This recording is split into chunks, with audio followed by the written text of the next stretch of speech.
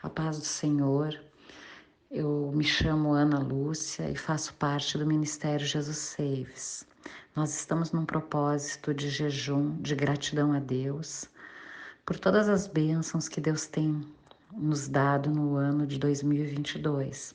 Começamos segunda-feira com esse propósito e fizemos um áudio falando do primeiro jejum que nós temos notícia na Bíblia, e é o jejum de Moisés.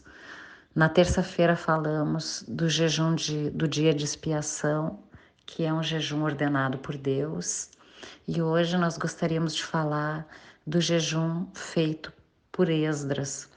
E esse jejum, ele está no livro de Esdras, capítulo 8, versículo 21.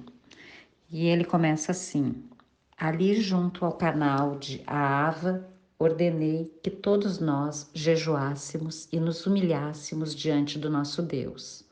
Oramos para que Ele nos proporcionasse uma viagem segura e nos protegesse, como também a nossos filhos e aos nossos bens, pois tive vergonha de pedir ao rei soldados e cavaleiros para nos acompanhar e nos proteger de inimigos ao longo do caminho. Afinal, tínhamos dito ao rei: a bondosa mão de nosso Deus está sobre todos que o adoram, mas seu poder e sua ira estão contra todos os que o abandonam. Assim jejuamos e pedimos com fervor que o nosso Deus cuidasse de nós, e ele atendeu à nossa oração. Bom, aqui o texto, ele não nos apresenta a oração em si, mas apresenta o motivo pela qual Esdras conduziu o povo em oração. Ele havia reunido os exilados que voltariam próximo ao canal de Ahava, pois estava organizado esse retorno para Jerusalém. Esdras fora um escriba.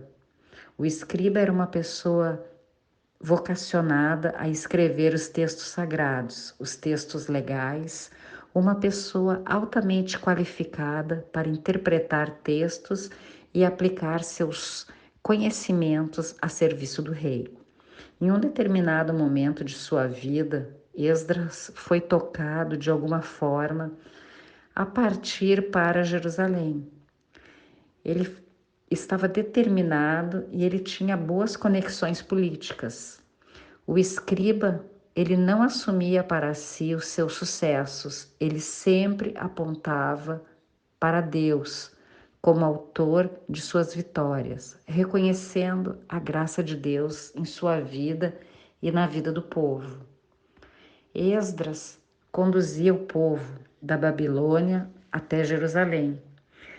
Ele levou mais ou menos 4 meses nessa jornada e a distância da Babilônia até Jerusalém era mais ou menos 1.500 quilômetros.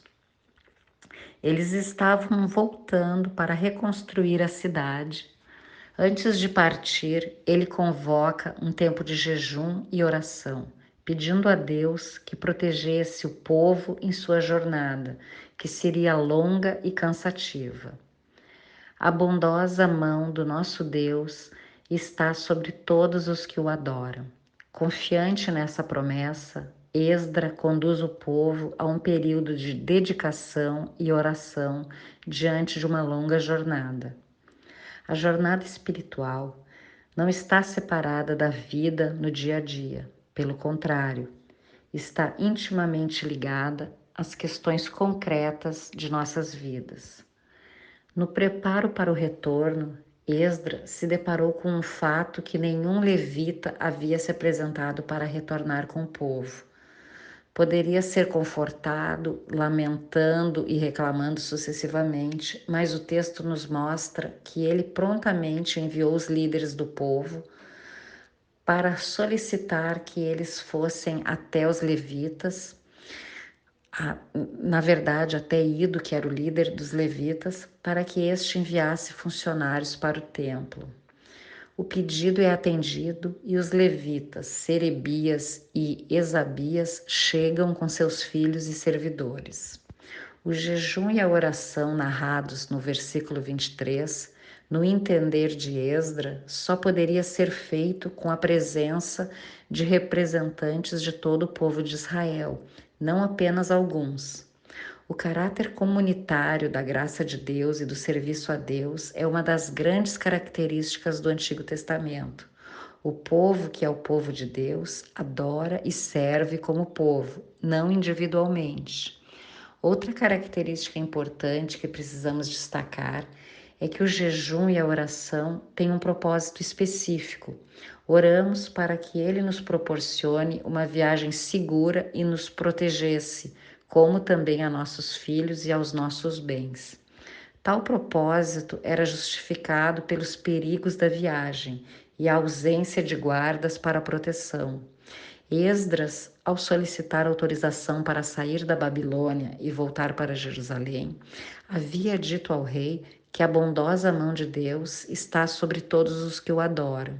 Logo, ele se sentiu constrangido em pedir proteção extra e dar margem para comentários equivocados do rei, levando o monarca a pecar ou blasfemar. Tal cuidado serve de exemplo para nós. Nossas atitudes e palavras devem levar as pessoas a reconhecer o poder de Deus, não duvidar ou maldizer a Deus, ou até mesmo construir uma imagem totalmente equivocada acerca de quem Deus é. Cristãos de todo o mundo têm o costume de jejuar e orar. Pelo menos deveria ser. É uma prática que nos aproxima da vontade de Deus e é feita sempre com um propósito definido. No caso de Esdras, o propósito era a viagem dura que teriam pela frente. Quando estamos diante de situações difíceis, é natural que busquemos em Deus a direção de nossas vidas. O jejum e a oração são uma forma de buscarmos a Deus. Devemos praticá-lo sempre com espírito de gratidão e confiança de que Deus está no controle de tudo. Isso é tremendo. Para nós, né? Nós temos que ter um propósito para o nosso jejum, uma busca, estar mais perto de Deus, algo que nós precisamos na nossa casa, nas nossas finanças, na nossa saúde, na nossa família, no nosso ministério, no nosso grupo, no trabalho, sempre buscando no jejum propósito para as nossas vidas, comunhão com Deus em primeiro lugar. E eu venho dizer para vocês, agora finalizando o nosso jejum hoje, quarta-feira é o dia de nós entregarmos o nosso jejum para Deus com muita gratidão, com muito amor, porque Ele ouve, né, as nossas súplicas, a nossa humilhação, que é o jejum, a nossa busca por respostas, por bênçãos de Deus. Então entregamos com todo o nosso coração, com gratidão por tudo que Ele tem feito por nós e continua fazendo. E nós vamos ter muitos períodos de jejum. Todas as quartas-feiras é o dia de jejum do nosso ministério.